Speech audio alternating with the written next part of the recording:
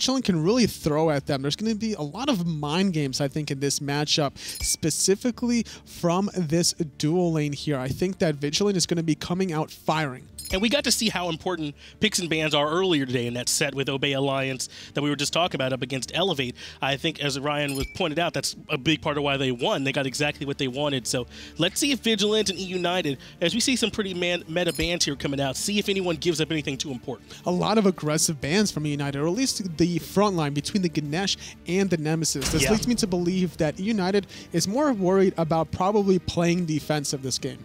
And I'm seeing the Hu Yi ban come out here for Vigilance. It's not something that we see a whole lot. I mean, Hu Yi, I think, is one of the top hunters right now, if not the top hunter, but he doesn't always get banned. What's this one about here? I think it's just more about providing a good amount of control here in the dual lane, making sure that those Suns is not going to be providing too much of disruption around that Gold Fury fight. And we know Panda Cat can pilot it extremely well, too, so just something that you want to take out of his hands. But EUN decide to pick up that Terra, so likely Polar Bear Mike on it, but we've seen some Terra flex. That's true. You could run Terra in the solo lane. It's not out of this world here. That is a possibility, and despite the nerf here from that dash combination onto the Monolith, going from a root to a slow, it's still a good goddess. You can use that ultimate globally to get the free casting and the mobility. And I'm a little scared here. This Vigilant comp has a lot of control in it. We've seen Thoth and his stuns in particular coming up really big for teams. The knock-up from Jingwei and then Ardio, we know it feels like every ability she has does some kind of control. Pretty good balanced composition thus far from both of these teams. You got a good front line from EUN, then you have a good front and back line from Vigilance here. The Jingwei Thoth combination, it's a good amount of range here that they're going to be leaning on with how aggressive Ardios tend to be. And Vigilant recognize that they already got their big name mid laner, so go ahead and ban out Raijin and Soul. EUN pick up Kronos, who is still a bit of a flex, could be mid, could be ADC, but that might be because of some of that pressure Vigilant put out with those bans. At the end of the day, I'm still expecting this Kronos to fall in the mid lane. A lot of hunters and their mid counterparts will still start in the mid lane just to get the pressure, just to look for invade potentially, or even transition into those elementals. And I like this On Her getting locked in for EUN, a strong pick. We say a lot that On Her is very early game, but I mean, that pillar doesn't stop being effective late game, and he doesn't stop putting out tons of damage. The slow is real, honestly. As you're leveling that ability, it just feels like you're actually in quicksand, that you can't move, that you just like stepped on a fly trap, honestly, at that point. But On Her can play offensively, defensively. His kit is very well balanced. I agree, and talking about balance, I think Thor is sort of the picture of that coming from the jungle role. That was the pick that got picked out for Vigilant, and that'll be what they're taking into the jungle role, likely going to be for Grave. Is Grave still the jungler for him there? It's going to be in Grave indeed here, I believe. Actually, it's going to be Mirage stepping in this time around on the Thor. A really good global god to try to contest Scream, playing this Ratatasker that's just been on fire lately. All of the United, honestly, has been on fire. That's right. I believe we saw recently Grave was saying, he was stepping away, so that's no big deal. Now we got Mirage in here for him, so we know that Vigilant are capable of still playing very, very well behind Pain to Beyond. What he does so well is unify for sometimes, like, he feels like ranked all-stars and get them to play at a really high level, even in the SPL. He has a good eye for talent, that's for sure. He's been around the block since beta, even probably since before that point as well, probably during alpha, and he's been able to lead teams to victory over and over again. Hasn't had that World Championship title, but heading into second place during Season 2 wasn't the worst thing in the world for starting up a nice path. That's right. I mean, he was right there once before, so we know Pain is the kind of player, the kind of leader in particular, who can get his players to that level. And that's a bit of what we're seeing. Panda Cat and Polar Bear Mike over there on that left-hand side, they're starting off together, but we see Day to Remember starting alone, and that does leave Pain free to roam around the map a little bit more on this aggressive Xing Chen. A little history lesson, Panda Cat and Pain to Beyond used to be laning partners during Legion of Carrots way back in the day. Yeah, that's right. So that's another thing that if they were, when they end up fighting up against each other, they might know a little bit more about each other's tendencies. It has been a while since then, though, so, these players have evolved, but sometimes you fall back on that muscle memory. Could potentially just be something where, maybe he likes you a little bit more right than left. You know, also playing on that other team, their enemy, they are able to really get into each other's heads here. All of SPL players, even if they're not necessarily on the same team, Data Remember has been making such a statement here in the SPL. He's been around in the Challenger scene and the VIGIL scene for quite a while, but now, in his short time in the SPL, he's quickly evolved to a top-tier hunter. And Benji and Scream have a chance to invade as the Blue and Speed are still up for Vigilant right now on that solo lane side of the map. But Pain to Beyond's hero, Kill of the Hunt, even trying to use that glyph over the wall to get a stun. That could have been big onto Benji if that had hit. Instead, they're going to quote-unquote settle for these fire elementals here as Benji wants to try and have something to say. And I love what the United are doing here in the solo lane. They're just delaying Mando Warrior from picking up his own blue buff. And something that Ario really needs, especially in the solo lane, is mana to use those abilities, trying to be spam-oriented here. Mirage still sitting at level 2, trying to get his blue buff, but it's Benji being a nuisance. Benji is being real aggressive. There's a lot of Vigilant players around who are instead focusing, it looks like, on trying to clear up those buffs rather than fighting it out with them. But Benji is a tanky guy, and he's happy to back off. And what Benji was doing there was delaying for United's Veneno in the mid lane, freezing the lane there, trying to deny some experience to a Kill of the Hunt. That's such a small play that really goes a long way. And that's something that we see from those high-level players. When those minions end up killing each other and you just take those last hits, that's golden experience that you're not able to take while your opponent still gets the full benefit of it as if they'd cleared the wave. So a lot of the times you'll see that balance between trying to force them under the wave right away or just let them die there in the middle. And that's what we saw from Veneno. It's all a race to level 5, whether you're in the mid lane or in the dual lane hunter battle. You're trying to get that level 5 first and make a play happen. There's a lot of safety net for Veneno with the rewind, whereas the Kill of the Hunt needs to find the right target for the final judgment. A lot of sharing of experience between Vigilant. This is why every single member from United is basically on top.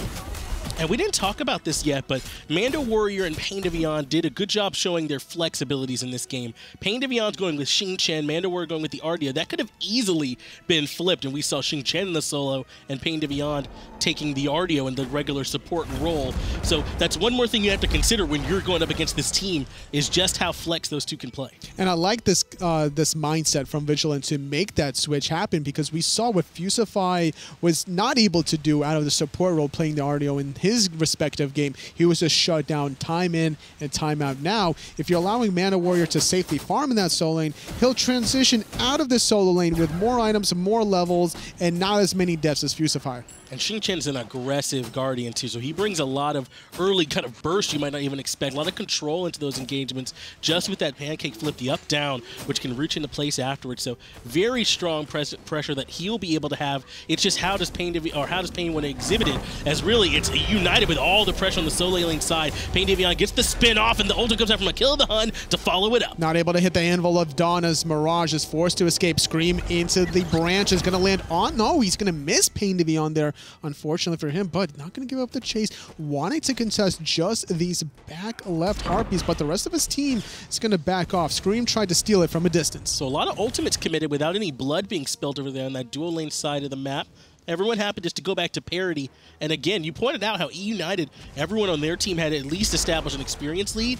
We even see that a little bit in the gold lead. Without any kills, they're up about 1,000, 1,100 or so gold. There's not that many objectives taken. It's all just the neutral camps between the mid Harpies, the Elementals, and the Oracles. If your team is able to consecutively steal away these neutral camps, that's how you build an early small lead that you can make a foundation off of. And this is why I think United are still undefeated right now. Their early game, the way that they're able to split farm and beat you in that early jungle, is really unparalleled, at least over in NA, as the 3-man knockup comes out from Benji, but there's still plenty of follow-up from the rest of Vigilant. A Kill of the Hunt's here, but nothing more going to come from it, but Benji is down to half health. That's such a crucial timing for Benji to use that ultimate. It gives you that CC immunity in a 3-man knockup. Benji was able to steal away the blue and walk away cleanly. Definitely worth it to use that ultimate in that scenario.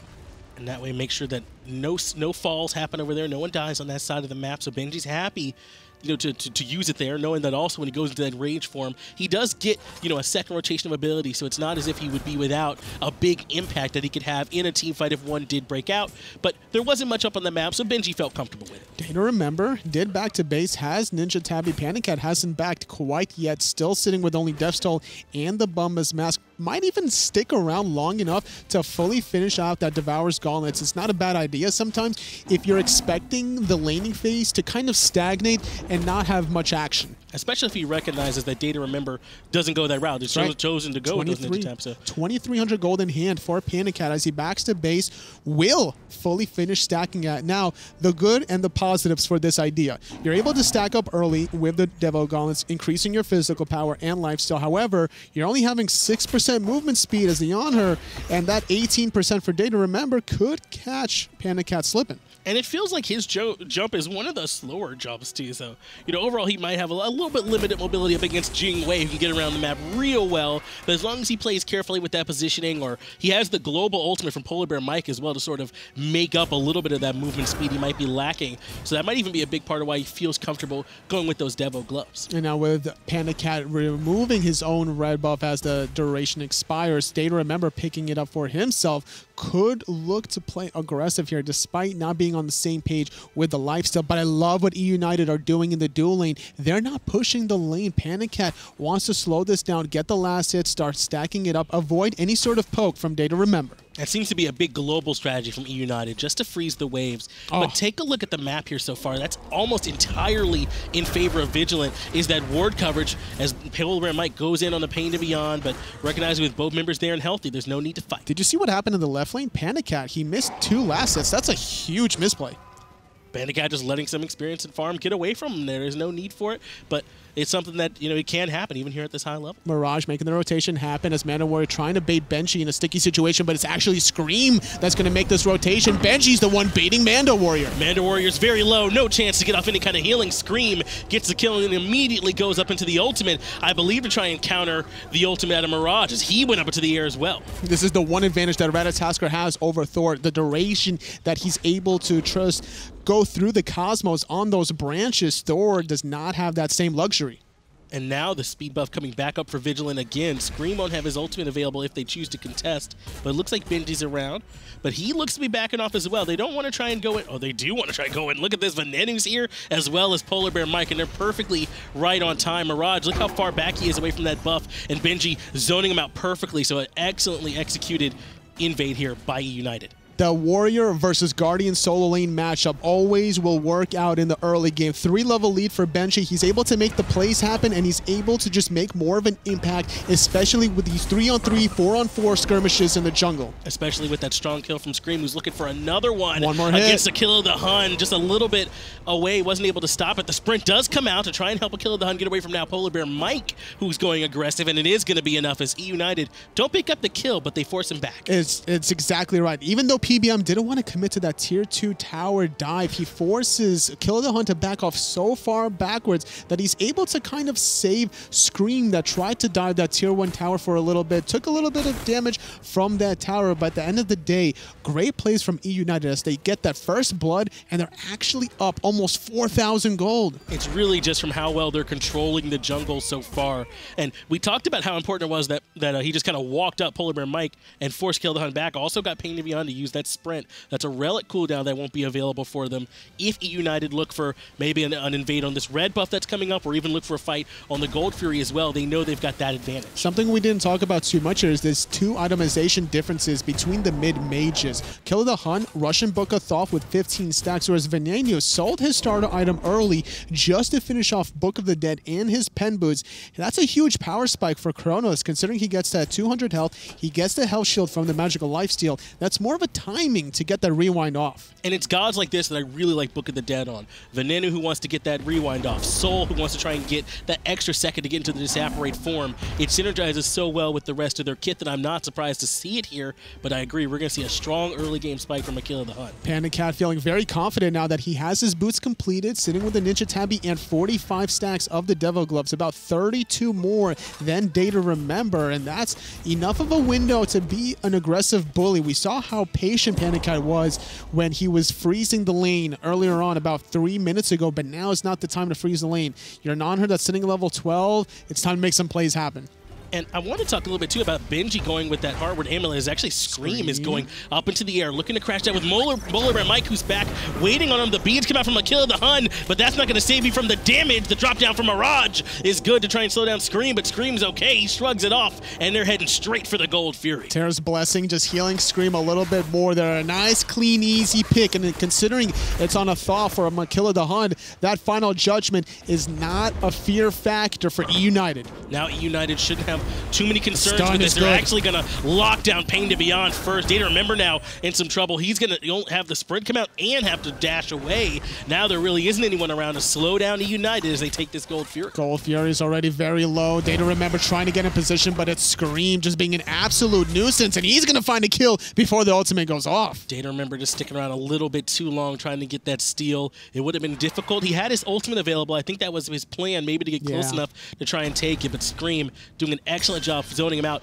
All 4 of those kills are on him. And this is why United has been such a top-tier North American team recently here in the fall split. They've always been such a strong group of players here, but they haven't been able to really find their footing until recently. But now, the way Scream has been playing with 4 kills all to his name, building into this Void Shield. You thought he was slippery before with Terra's Blessing? Well, now he has more physical defense to follow up. That Void Shield's scary. I think it's a big part of why we saw Mirage have way less of an impact when he came crashing down on top of Scream a little bit earlier, too. It's just real difficult to try and nail down Ratatoskr with this build that he's tried to go with.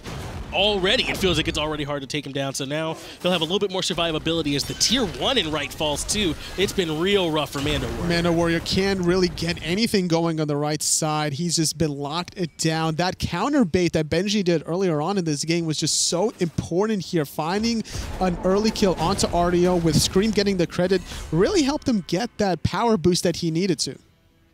And we mentioned it earlier how far ahead E-United were. Well, after that last fight on the left-hand side, now it's about 6,000 gold that they're up. And you can even see those experience points coming out, too, with how far Scream is ahead of Mirage and how far Benji is ahead of Mando Warrior. Those 2 roles in particular, the solo jungle, are real rough as Scream comes crashing on top of Mirage, does get that stun out, but he's able to teleport to the hammer, but the dash was available. Good stun coming from Makilla the Hun to keep him going in any further. Pain to Beyond gets the Whirlwind Array to steal off Batiste with a lot of damage. He's trying to get away. He's trying to buy time for his dash. He's going to get stunned into place. Panic Cat's very low. He needs to be very careful, but it's Scream diving the tier 2 tower onto Kill the Hun. PBM running away, as does Panic Cat. Pain to Beyond barely escaping into mid, but Benji diving the back. Now it's Mando Warrior who's in a lot of trouble, and Mando Warrior who falls. Mirage comes in and is able to clean up Panic Cat. That's an important kill as Venenu tries to box out Thor. Benji, though, is here to root him in place. The rewind gets off. Scream kills him with the kill of the Hun, and now Mirage is the one who's in a bad situation as Benji gets that one 4 for 1. Panic Cat taking his life for 4 members from Vigilant. I was about to say, it was Panic Cat that died first, but then it was 4 consecutive Vigilant members, one by one, dying. And this was a problem at first for United, considering how close the teamfight was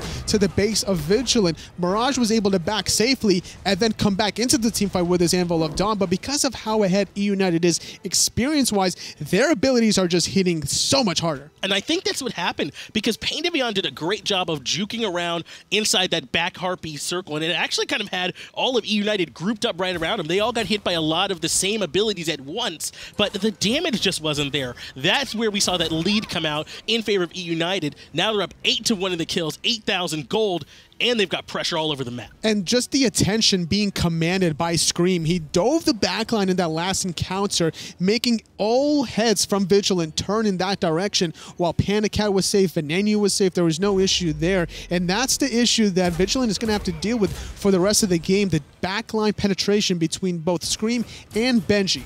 And look at this, Venenu, recognizing that he's ahead, chooses to go with the Magai's Blessing. He's worried about some of the control that's coming out from Mirage, Mando Warrior, everyone on Vigilant, even Akilla the Hun with his stun as well. That's going to let him shut down that very first form of RCC and then be able to just keep going with the damage as Benji goes aggressive. And I like that mindset. Going for a utility Chronos is not unheard of. The time stop is a lot of setup for other abilities. Panda Cat can do a lot of damage. Scream can certainly do a lot of damage, and that's what Veneno was thinking about, how he can set up his teammates. Scream is in the air as the Kill the Hunt's beads have already come out. The sprint is ticking for him, but he gets interrupted out of his ultimate. Now it's Scream who's underneath the tier 2 tower, taking a lot of damage up into the air. Went Mirage as well. He's ready to come crashing down. He does on the Polar Bear. Mike stuns him out. Now it's Mando Warrior who's trying to save Mirage, but he gets knocked up by Benji, who hits 3 members totally. Oh, Veneno stunning out Pain to Beyond, finding the second kill onto Vigilant. E United have been looking so good this whole entire game. 16 minutes in with 9,000 gold lead.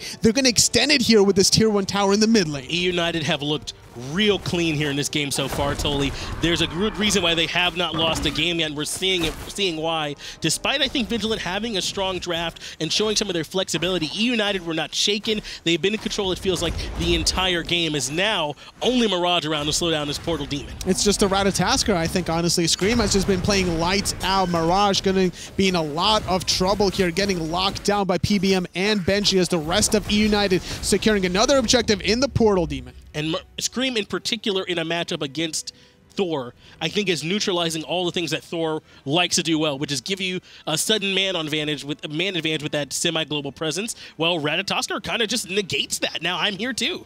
Sometimes you got to fight fire with fire. The global pressure from both of these gods is very impactful, but then at the other hand, the stun from Scream is going to stop the channeled Berserker Barrage from Mirage. Vigilant trying to do what they can to get back in this game, forcing the gold here, but Panda Cat not going to let this go alongside Scream. Data Remember has to use the ultimate to get away. Scream is just trying to get the bust now, as that was good enough for Data Remember to get out, but now the Gold Fury being started up again by E United. So despite maybe some parts of this matchup kind of favoring Vigilant, like picking Jingwei into that knockup from on her, it's gone heavily in their favor.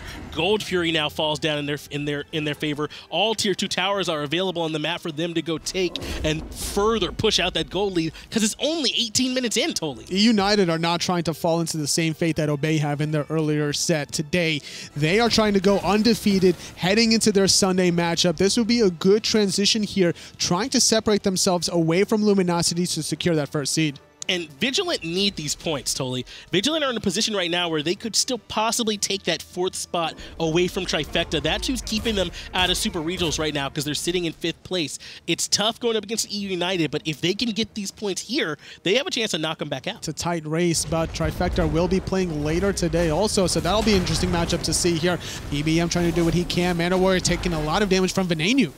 And Mando Warrior, the only one who can try and keep members of E United away. He does eventually have to fall back, as Panda Cat taking the boxing matchup against Data Remember, who's recognizing that maybe this isn't for him. Aegis already comes out, but Panda Cat still has everything available. The pillar was perfect, the impale was better, as a Kill of the Hun falls elsewhere on the map. Gets soloed by Meerkat in the duel lane. Data Remember needs 35 seconds to respawn, and the Kill of the Hun with 30 seconds, a 5-on-3 advantage for E United. They're not done yet, because Benji is keeping Pain Divion preoccupied, while the rest of his team is going for this tier 2 in mid. Mando Warrior trying to zone them out, gets the stun off onto Cream to set up Mirage, but Mirage takes way too much damage in return. Good spin the win from Pain to Beyond to at least slow down some of the aggression, but Panda Cat is too much for Mirage. So many stuns from E United, just no possible survival from Vigilant. Only Pain, the general, stands strong. Tier 2 now falling for Vigilant. E United over that 10,000 gold marker, actually 15,000 ahead, not even 20 minutes in. And this is,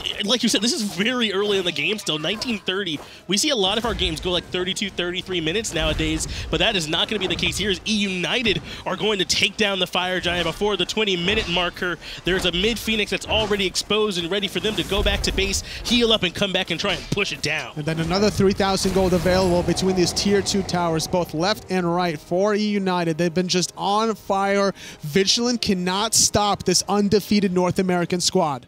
And no one's been able to so far. So it's not a knock against you, Vigilant. E United just look real good right now. I am pumped. And Vigilant actually throw in the towel here. That's going to be